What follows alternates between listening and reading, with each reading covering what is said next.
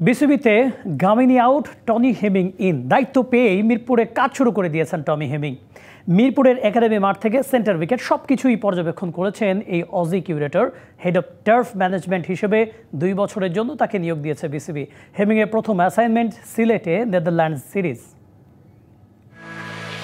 মাঠ কর্মীদের সাথে এভাবে কখনো মিশেছেন গামিনী, অথচ খ্যাতিমান কিউরেটর হয়েও টনি হেমিং বুঝিয়ে দিচ্ছেন সবার দায়িত্ব। হেড অফ টার্ফ ম্যানেজমেন্ট হিসেবে নিয়োগ পেয়েই কাজে মনোযোগী অজি কিউরেটর। পেশাদারিত্ব একেই বলে। একাডেমি মাঠের পর গ্রিন হাউসের উইকেট নিয়েও খোঁজ নেন হেমিং। তার পরবর্তী গন্তব্য হোম অফ ক্রিকেটের সেন্টার উইকেট। রহস্যময় এই উইকেটের চরিত্র বদলানোই হবে অজি কিউরেটরের প্রধান দায়িত্ব।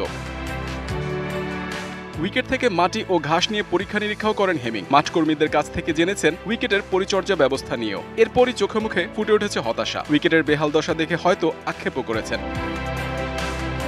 হেমিং কাজের প্রতি নিষ্ঠাবান, সে কারণেই বিসিবি আবারও তাকে নিয়োগ দিয়েছে। বাংলাদেশের আন্তর্জাতিক ভেন্যুগুলোর উইকেটের দেখভাল করবেন। বিশ্বমানের উইকেট তৈরির চ্যালেঞ্জ নিয়ে হেমিং এর প্রথম অ্যাসাইনমেন্ট নেদারল্যান্ড সিরিজ।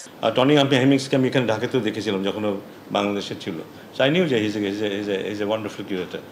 এরও একজন মানুষ যে সত্যিকার অর্থে জানে। হেমিং এর আগমনে অনিশ্চয়তা গামিনীর ভবিষ্যৎ। বিসিবি 1 বছরের চুক্তি নবায়ন করলেও 2 মাসের জন্য বরখাস্তও করেছে লঙ্কান কিউরেটরকে। এই সিদ্ধান্তের পর শ্রীলঙ্কায় ফিরে গেছেন গামিনী। গামিনী বাংলাদেশে ফিরবেন কিনা সেটা নিয়ে আছে ধোঁয়াশা। বিসিবিও স্পষ্ট ব্যাখ্যা দিতে পারেনি। সময় বলবে যে গামিনী থাকছে কি থাকছে না। গামিনীকে আমরা 1 বছর এক্সটেনশন করা হয়েছে 2 মাসের টার্মিনেশন নোটিশ দেওয়াতে।